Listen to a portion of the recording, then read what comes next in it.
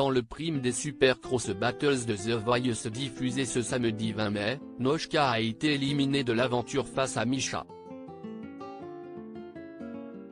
La jeune femme est revenue en exclusivité pour Télé Loisirs sur ce que l'émission lui a apporté et a également partagé un message d'espoir pour les personnes qui souffrent, comme elle l'année dernière, de dépression.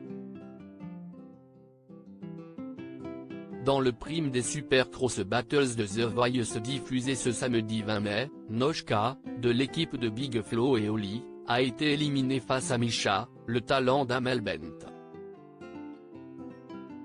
La jeune femme a accepté de se confier en exclusivité à Télé Loisirs à propos de ce que l'émission lui a apporté personnellement.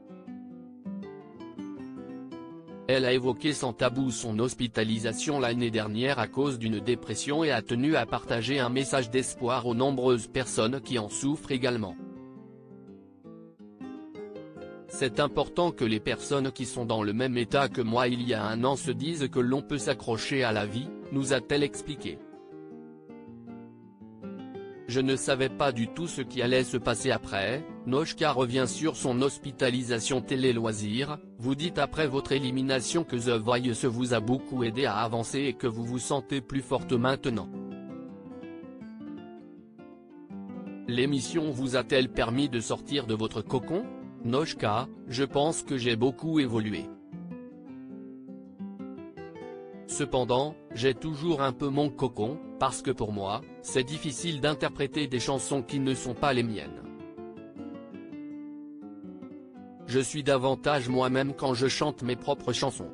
Donc, pendant The Voice, c'est difficile. J'étais quand même un peu renfermé, mais oui, j'ai bien évolué pendant l'émission. Il n'y a pas photo entre mon premier passage et le dernier. Qu'est-ce que l'émission vous a apporté? The Voice m'a apporté beaucoup de choses. Puis, pendant des mois, on a eu des rendez-vous toutes les semaines ou 2 semaines, donc ça m'a aussi donné un rythme.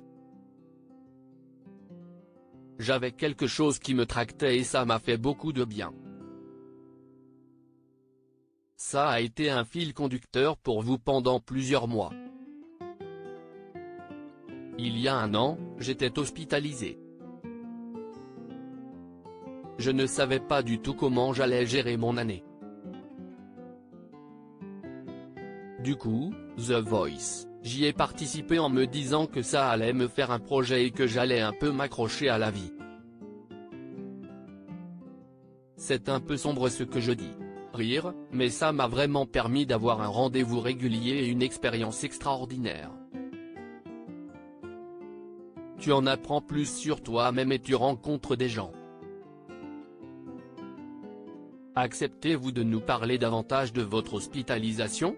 J'ai été hospitalisé pendant 3 mois de mai à août 2022 pour une dépression et plusieurs troubles qui tournent autour de cela.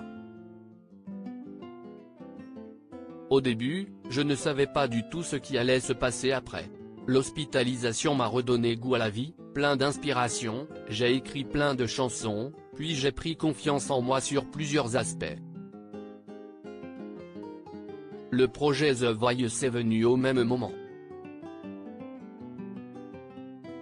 Je ne me suis pas dit que c'était le projet de ma vie, mais je me suis essayé, tu n'as rien à perdre, puis de toute façon, ça te fait un projet et une expérience de plus. Je suis sorti de l'hospitalisation en me disant tu vas vivre les choses et les savourer, et c'est ce que j'ai fait. À lire aussi The Voice, on connaît la date de diffusion de la finale de la saison 12.